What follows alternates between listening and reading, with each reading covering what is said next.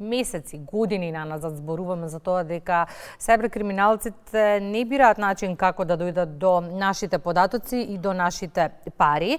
Ниту ние, нити компаниите не сме свесни меѓу другото дека нашите податоци и геолокација се собира од компании и се предава, односно продава на владини институции низ целиот свет. Изворот е мобилниот телефон.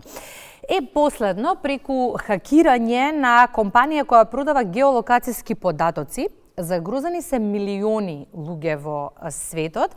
Како да контролираме пристап до геолокација е тема која што ја отвараме со нашиот соговорник, експертот за сајбербезбедност Божидар Спировски. Добро утро и добре ни дојдовте. Добро утро. Ова што го кажа пред малку Елена, се само дел од темите на кои што сме зборувале изминативе месеци, тоа го констатиравме, за сето ова сме говореле и во меѓувреме излезе нова измама.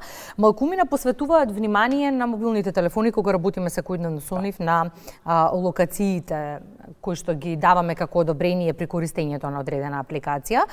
Ајде на самиот почеток да разјасниме каков ризик носи активната геолокација. Што се локацијата открива за нас од мобилните телефони? Значи, прво за сите читатели, за нашите гледачи, да објасниме, овие уреди имаат во себе чип кој што комуницира со геолокацијски сателити. Практично цело време може да знае, ако му дозволиме на уредов, да точно не лоцира буквално во радиус од неколку метри каде се наоѓаме. Тоа е корисно за навигација, тоа е корисно кога сакаме некаде да одиме. Исто така може да биде многу незгодно по нас. Примерно затоа што кога ќе ги собере сите овие информации уредот, односно некоја програма која ќе ги исчита од тој чип и ги сними, практично кажува точно каде ние се движиме, кои се нашите дневни навики. Ајде така да го поставиме тоа. Каде ние одиме, во колку часот одиме, во колку часот се враќаме, ако тоа се родители со помали деца, во колку часот и во која градинка си ги носат децата, по која улица одат до работа, на кои места најчесто престојуваат и каде работат буквално, по која улица се враќаат. Секоја наша навика, секое наше движење е буквално лоцирано и може визуелно да се исцрта. Ајде да ни објасните на фотографиите кои што ги гледаме. Што точно гледаме? Значи, чисто за опис за нашите гледачи, ова што го гледаме е анализа која изработи француски експерт за сајбербезбедност Робер се вика човекот, и е дел од оваа последен инцидент на кој што се украдоа милиарди податоци. Човекот ги зел поединечните точки, тие милиарди податоци всушност се линии на кои што пишува географски координати и идентификатор на некој телефонски број, уникатен идентификатор. Зел 30 милиони од тие точки, толку успеал да процесира, избрал еден идентификатор поединечен од еден телефон и за тој идентификатор исцртал каде се движи. Ги зел сите негови геолокацијски точки во таа табела и исцртал визуелно, ова се буквално сите геолокацијски точки по држави, односно по континенти кои што биле во таа база, ќе ги има тука, но ова е некоја во Зборуваме за хакнатата компанија која што собирала податоци. Која што ги собира и ги препродава податоците, но ова е визуелизација на сите тие податоци. Избираме еден телефон, односно еден идентификатор и гледаме каде тој се движи. И ќе видиме, ова е мапа буквално на цела Европа. Европа има закон за приватност. Некако гледаме дека овој закон за приватност не е многу корисен во овој случај. Зошто мој податок или моја локација некому нешто би му значила? Тука ова е прашање кое што милиони го поставуваат. Не баш оваа слика што е моментално на екранот, е слика од Вашингтон и избран е телефон, односно е прво поставено прашање од програмерот, дај ми ги сите телефони кои се наоѓаат во Белата куќа. Излистани се нивните идентификатори. Избран е еден и за тој еден е избрано каде понатака се движела и исцртана мапа каде човек кој што влегува во Белата куќа се движи остатокот од денот низ цел Вашингтон. Има друга слика, тоа е оваа, во која што друг човек кој што од Вашингтон се качил на авион, отишол, ова од Флорида отишол низ цела Америка, тој претходниот отишол од Вашингтон, се качил на авион, стасал некаде на друго место во Америка, стасал во куќа во која што живеат со други извори на податоци упарено неговата мајка и татко и дека мајка му е болна. Ова не се информации кои што сакаме, колку и да ние велиме дека ние сме релативно транспарентни луѓе и немаме што да криеме, никој не сака оваа информација да биде јавно достапна за него. Практично може да се следи точно кој каде, да се лоцираат и таргетираат важни личности по некој критериум, дали е државен, дали е приватен, дали е корпоративен и така натака. И ова отвори уште едно прашање. Кој и каде се има наши податоци? Секој секаде. Можам да кажам вака, алчноста за податоци е болест и сите сме заразени. Сите сакаат да соберат што е можно податоци, за што е можно повеќе луѓе, или за да ги искористат сега, или за не дај Боже, ако не им затребаат во иднина, да ги имаат. Така да можеме да веруваме дека сите компании со кои соработуваме на некој начин се обидуваат или веќе црпат податоци за нас. Тоа е факт на животот. Кога разговаравме со вас пред оваа емисија, ми спомнавте дека пред можеби година дена ја отворивме истата оваа тема. Да. New York Times имаше направено мапа откако ги купиле податоците. Во тој момент ние имавме факти дека New York Times како весник со голем кредибилитет направил некоја анализа од некакви податоци. Зборувавме за крајниот резултат. Ама денес имаме многу поинаква димензија на истиот проблем. Веќе не мора да кажеме Times нашол некаде некакви податоци. Сега можеме отворено да кажеме царот е гол. Овие податоци буквално знаеме како ги зеле, знаеме која е компанијата која ги продава, односно една од компаниите која ги продава. Знаеме дека нејзините податоци се украдени, наши се тие податоци, не нејзини. И сега гледаме колку всушност, буквално, ние сме голи пред целиот свет. И секој може да ги купи овие податоци. Државни институции, приватни компании, јас можам да отидам и да платам за одредена локација да купам податоци. Нема да ме спречи никој.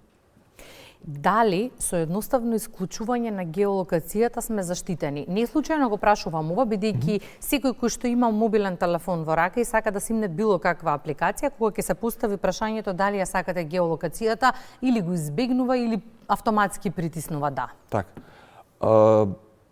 Делумно, значи прво да бидеме јасни, не можеме да бидеме сосема безбедни.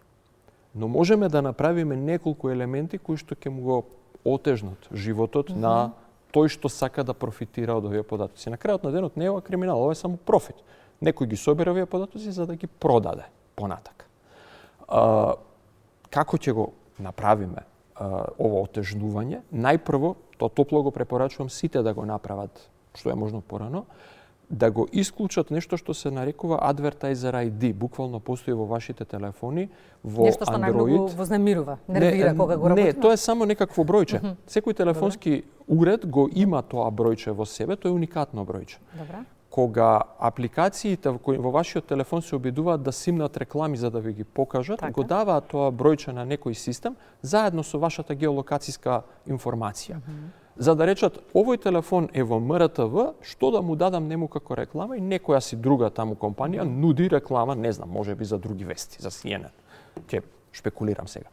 И така се украдени овие сите наши податоци. Не со активно крадење, туку нашите апликации на нашите телефони. Тоа има во списокот се открен 13.000 различни апликации кои што не сакајќи ги дале податоците за оваа компанија, на тој начин што рекле, јас имам да покажам реклама на телефон со ID тоа, со идентификатор тој, кој се наоѓа на таа локација. Оваа компанија само си ги запишувала овие информации. И сега никој од нашите граѓани кои што не гледаат во моментов ќе кажат па голем дел од апликациите не функционираат ако исклучиме геолокација. Тоа е единствениот услов да речеме како функционираат. Тоа се однесува да речеме и на камерите на дел од апликациите. И тоа не е точно прво. Камерите сакаат да ја стават да стават геолокација на вашите слики, но сосема е легитимно и нема да престанат да работат ако ја исклучите геолокацијата. Значи мој прв совет, ако експлицитно не ви треба таа апликација за геолокација, навигација да е тоа апликација или нешто или компас, нешто што вас ви треба за геолокација, обидете се да исклучите геолокација. За секоја апликација може да изберете дали ќе има пристап до геолокација. Изгасете геолокацијата за сите и пробајте да видите дали ќе работи апликацијата. Во 99% од случаите ќе си работи сосема успешно апликацијата без никаков проблем. За тој 1% има конфигурација која можете да ја изберете да се користи геолокацијата само кога активно ќе уклучите апликацијата. Апликацијата може во позадина да спие во телефонот и се уште да црпи податоци.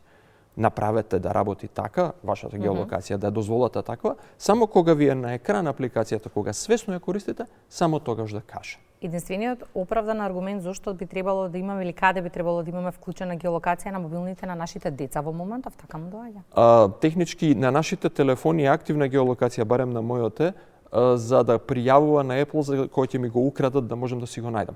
Тоа е исто така легитимно. На сличен начин, на истиот механизам практично се нашите деца преку механизамот за следење за кражба на телефонот, можеме да следиме каде е телефонот. Дали тоа е оправдано или не е оправдано е прашање на родител до родител. Не можам да одговорам дали тоа е навистина добро или не е добро, но верувам дека го прават. Ама тоа е една апликација, тоа е практично самиот дел на оперативниот систем на телефонот. Тоа не се игрите, тоа не е Tinder, тоа не е било која Candy Crush или било која друга апликација. Како на крај да го контролираме пристапот до геолокацијата? Само со едноставно исклучување или има и друг механизам? Двата модерни оперативни системи Android и iOS имаат различна конфигурација, но двата овозможуваат многу грануларна конфигурација. Може буквално да одете апликација по апликација и препорачувам кога има време граѓанинот да седне и да си поигра со овие конфигурации, да каже дали за оваа апликација ми треба воопшто геолокација, да или не. Не, изгаси. Ми треба кога ја користам, да, супер. Ама не ги оставајте многу малку апликации, освен тоа за најди ми го телефонот и најди ми го детето, другите уреди, другите програми реално не ви требаат цело време да имаат геолокација. Само уште ова би сакал да го кажам, кога овие го објавив на интернет целата оваа анализа, се појавија луѓе кои што пишаа па јас немам што да кријам. Верувам дека немаат што да кријат. Но од друга страна има многу работи кои ние како индивидуи, иако немаме што да криеме, не сакаме да се многу јавно достапни. Замислете ако имате ваш близок кој што оди на редовна дијализа. Дали сакате на тој човек некој да ги купи податоците за сите телефони кои што влегле во центарот за дијализа и да им се јави како на кумановци што им се јавуваат за да ги плашат дека децата им се во сообраќајки ќе одат у затвор, да им се јави да им каже јас го имам најдобриот лек и да му продаде некој ѓубре. Дали таа приватност е дозволева да биде нарушена или не? За мене не е.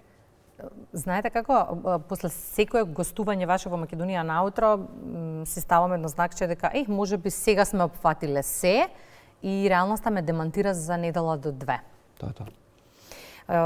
Ви благодарам многу за гостувањето во Македонија наутро. Благодарна сум што имаме професионалци кои што знаат да ни објаснат за што станува збор и од друга страна како да се обидеме да се заштитиме. Благодарам.